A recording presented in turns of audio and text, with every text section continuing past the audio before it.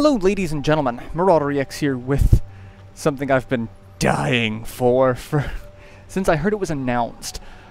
Battle Chasers Nightwar. This is it. This is the beta that they let the Kickstarter backers get to partake in. It's basically just a little bit of the game that was shown off at all of the various trade events, PAX, Gamescom, E3, etc., etc. I'm playing it. I'm thoroughly enjoying it. This is going to be completely biased. Like, this first impression is like it's completely skewed, and it's like there's just, to be completely honest, there's going to be no objectivity to this at all. It's just going to be me gushing about this game for the next couple of minutes. So, yeah. I'm completely biased about this. Like I said, I backed the Kickstarter. I love this universe. The Battle Chasers universe was what got me into a lot of things. And we're gonna have some conversation here. We've got, I think there's a, Rhino, yep. You're all right. Yes. Are you feeling better? You've been resting for a few hours. I guess I wasn't completely prepared for that cannon blast. Was I dreaming, or did you leap off the ship to catch me? I did. How'd we make it down in one piece? Nolan. We fell through a portal he opened, placing us on the ground with only minor injuries. Then what happened to him? We don't know. And Garrison? Monica? Garrison fell through the portal as well. Monica appears to be missing, along with Nolan. Then let's get moving. They could be hurt. Garrison already went ahead to search for them. Are you sure you're well enough to move? I'm so woozy, but we don't have any time to waste. I'll be fine. First, allow me to further heal your wounds. Then we will meet Garrison. So yeah, there's voice acting. I love it.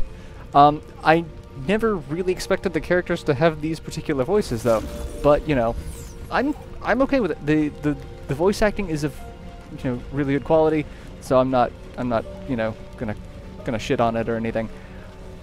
But kind of not what you expect the characters to sound like. Like I said, I've been obsessed with this world for decades at this point. I remember picking up the first comic that I saw of the series, which was, I think, number 3, actually. It wasn't even the first in the series.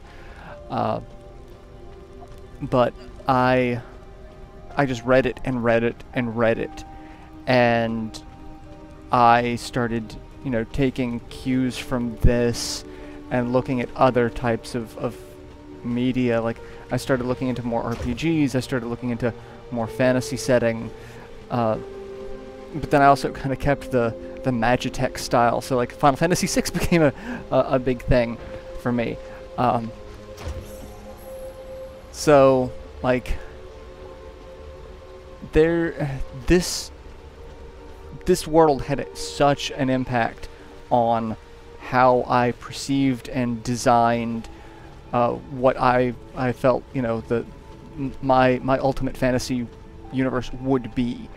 And this is the backbone of it. And I was really disappointed that the comic never continued. And then a couple of years ago, the compilation, like the hardcover collector's edition of all of the comics that were published, along with, you know, some sketches and whatnot, those were all released. I picked that up in a heartbeat. And then I heard this was a thing, and I jumped all over it. Like, there was no talking me down from this one. And the fact that they took so many cues from old JRPGs to make this game, it amazes me.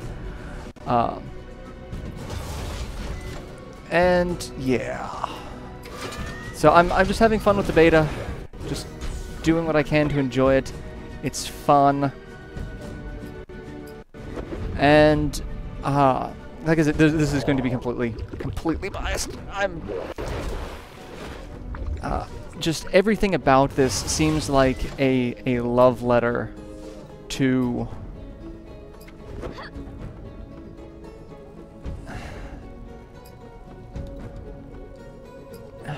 the 90s, basically. Like the turn-based style, the resource management, the 3 heroes in a party, just everything just kind of screams, hey, you know what you loved about like Final Fantasy, Chrono Trigger, Earthbound? You know, we're gonna take those and we're just gonna we're gonna do those. Like we're not gonna try to make this like super modern, like I don't even know what style you would go with, like action RPG. There seems to be a lot of action RPGs. Things like, you know, The Witcher, the new Lord of the Rings style games, Kingdom Hearts even. So lot of stuff. But yeah, there's so much. Like I legitimately enjoy getting in battles in this game, which is, you know, not what most RPGs. That's. I'm just sitting here like I gotta kill more of these things. Just gotta kill all of the things. But yes, so beta's available for anyone who backed on Kickstarter. So that's available. The game is coming out on all major platforms. It will be out on PC, which is what I'm recording off of for the beta. It will be available on PS4, Xbox One, and Switch. There is some information on whether or not the Switch version will be delayed. There's been some interesting things about the Kickstarter. I could do an entire video about some of the odd Kickstarter issues that may have cropped up throughout the development that made people a little on edge, myself included. I did a video where I got it called an entitled prat for being like, I want what was, you know, offered, but you know that makes me entitled. But yeah, there's a lot of bullshit with that one. But really, so far I've not gotten terribly far into the beta here that I can comment on really in-depth things. Like I can tell you, like, I've scratched the surface of the combat system, the level up system, you know, looking at the world map here, it's all just, you know, just cursory first impressions, but they are fantastic first impressions. They really are. I am just, hey, look, a spider. Like, just everything about this just makes me happy. Makes me so very happy. But yeah, it's, as I said, everything about this is just kind of like an amazing love letter to the 90s and early 2000s JRPGs. Everything about this just reminds me of like I get so many,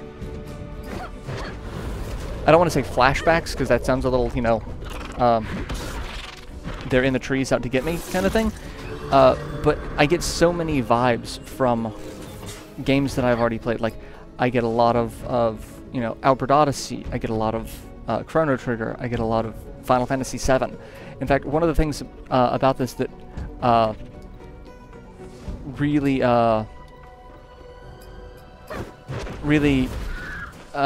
stuck with me is wandering around the dungeon areas, like the wreckage of the airship that we were just at. I had the same problem with this game as I did Final Fantasy VII, where, you know, the entire world is rendered in the same style, so, except for the characters. So it's like, characters you can tell are something that can be interacted with, but like the rest of the world, like, where can I go? And you end up just kind of walking into kind of invisible barriers. Like, and I know some people are gonna be like, yeah, that's crap, that's not entertaining, that's not fun, but it's just a little thing that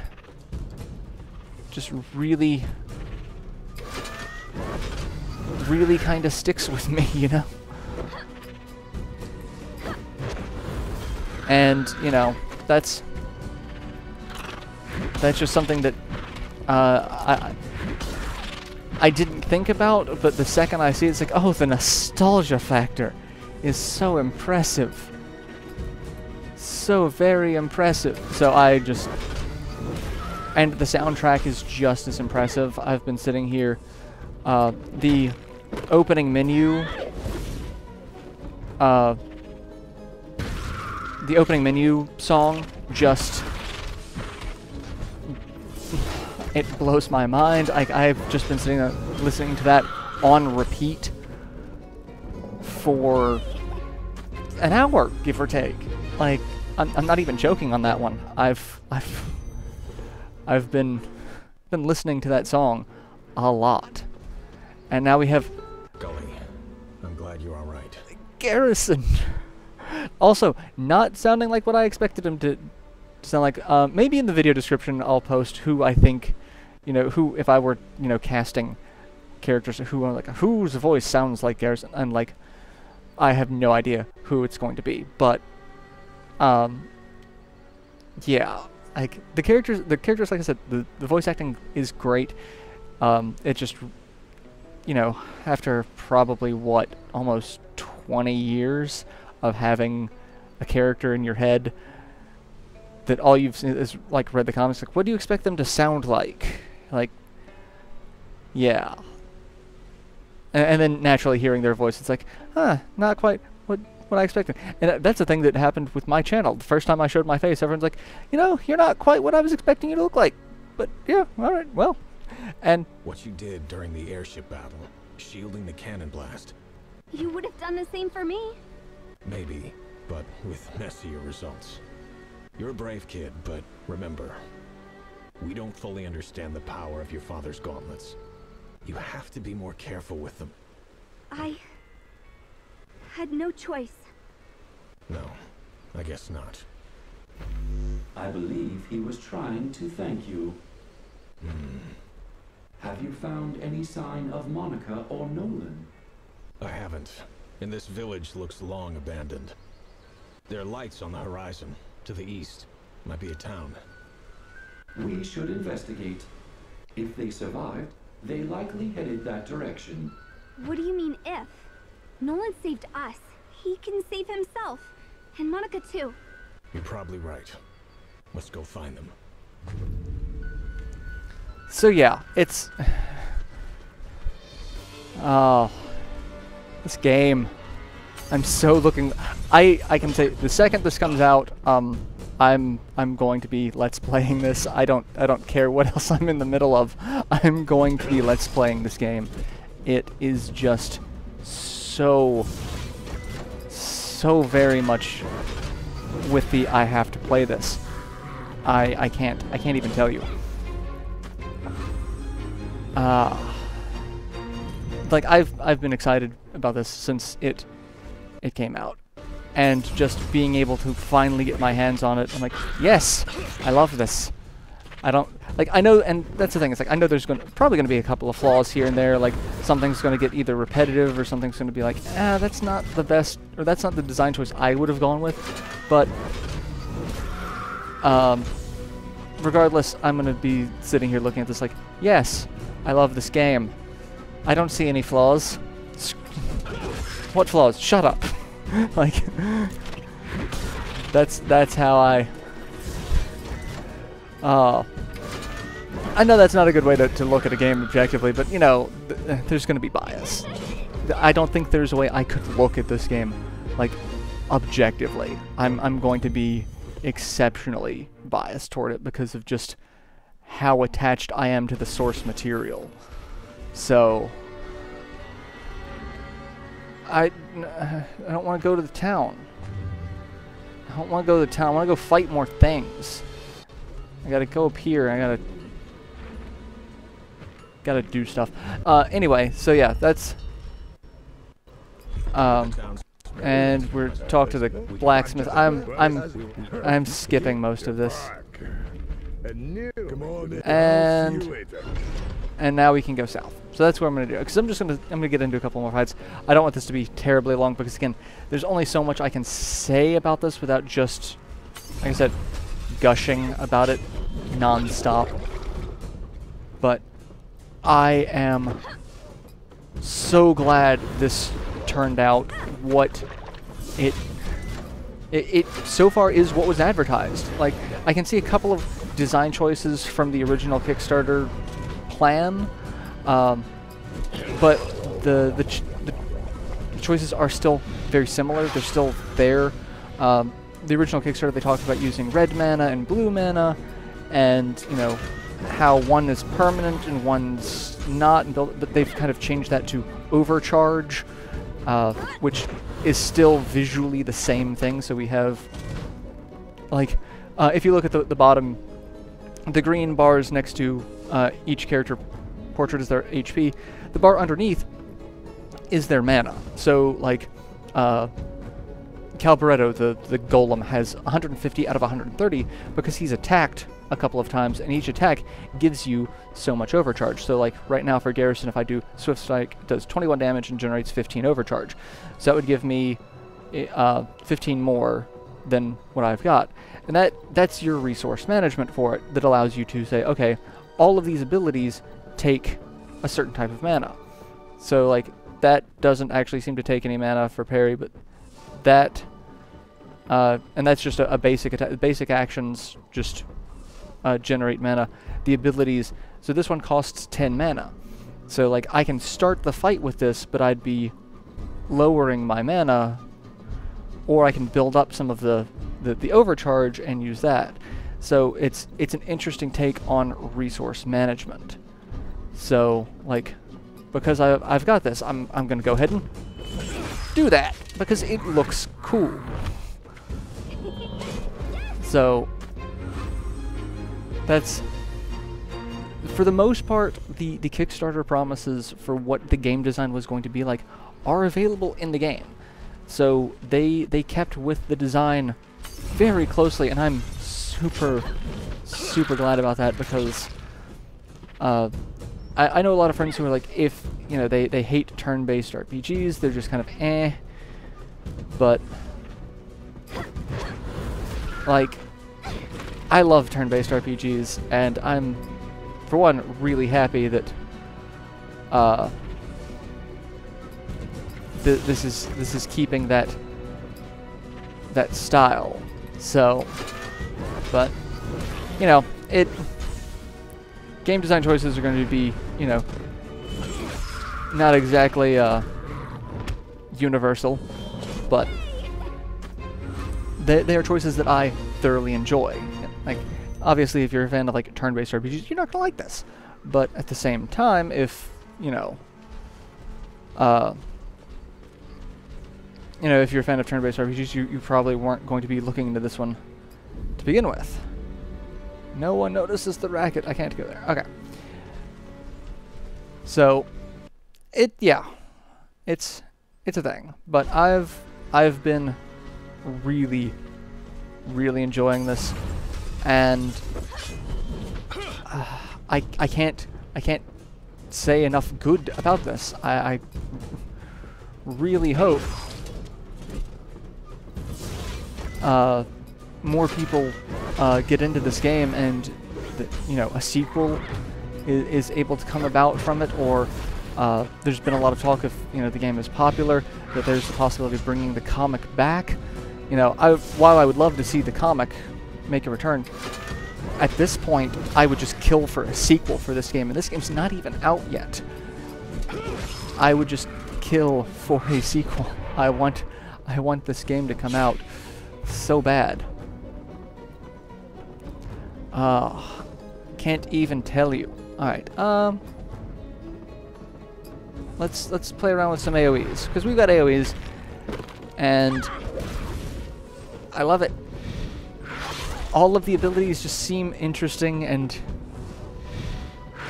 worth using, and the resource management, the art style, oh god, the art style is just amazing, except from the dungeon area of getting lost and not entirely sure what it is I'm doing. But, you know, healing wave.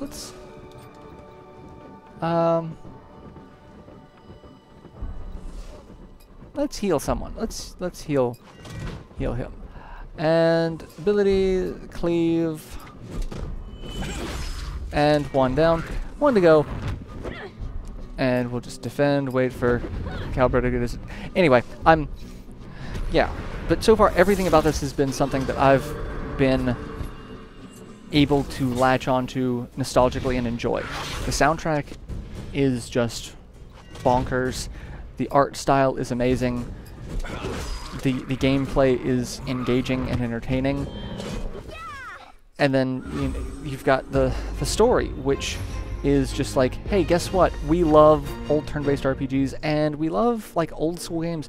Like, there's a huge nod to Castlevania in this game. This game is part of the story, and one of the characters is just like, hey, remember Castlevania being a thing? You like that? Awesome. Here you go.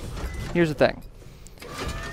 And one of the best parts about that is the Castlevania Netflix series. The same people who did the animation of that did all of the animated cutscenes for this game. So the animated opening for this game was done by the same people who did Castlevania, which I'm just sitting here going, that's really meta. That's really, really meta. So, yeah.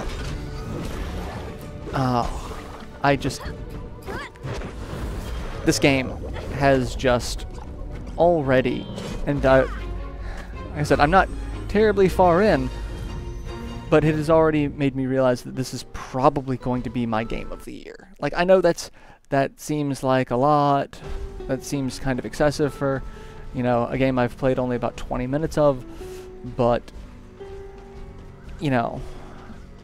it's there. And unless the story just goes to complete crap, I can't imagine not being, interested in this. And I can't imagine the story going to complete crap because there were only 13 issues, I believe 13 issues of the comic book. And, like, just in those 13 issues, the character build, character building, character advancement, world building, set, like, everything was just so really well done that even for just, 13 episodes or 13 issues, it would hook you. And so far, the story is interesting. I kind of want to see where it's going to go from here. So that's probably going to be the only thing that's going to be a little,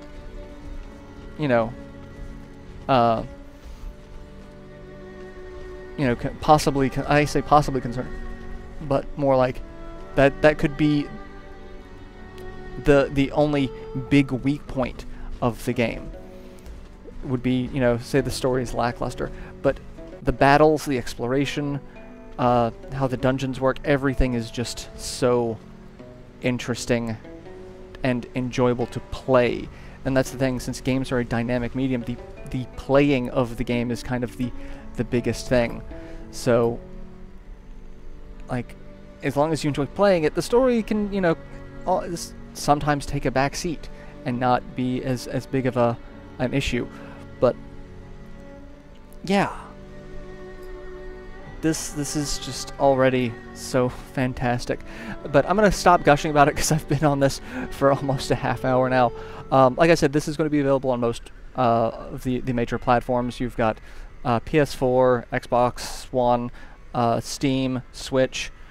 There is a physical edition coming out for all of them, so you can reserve that. I know they're available on Amazon and GameStop and whatever, so they are doing a physical release for it. It's not just going to be digital only, but there is a digital version of it, which was the original concept of the Kickstarter. So, physical, digital, multiple platforms, there's really not a reason not to get this game. And it is very well priced. The Switch version is going to be, of course, $10 more expensive. So I believe it's $29.99 on all platforms except for the Switch, which would be $39.99. Which, that's the Switch tax. But not a bad price for a game of this caliber. Like, just so far what I've seen of it's so very well done. I really cannot recommend this game enough, and this is just the beta. I strongly advise looking into it yourself, seeing if it's something that you might enjoy, because, you know, if you're a fan of anything from the Genesis, SNES, PS1, Saturn era of RPGs, you're going to like this game. In some way, shape, or form, I really think you will. Unless you are just deathly opposed to turn-based RPGs in this age. But yeah, please go check it out. I'll have links to all of the pertinent information about Battle Chasers, their main site, the Steam link, whatnot. All that stuff will be in the video description. So yeah, I will see you when this game comes out, because I guarantee you I will be Let's Playing it. So till then, later everyone.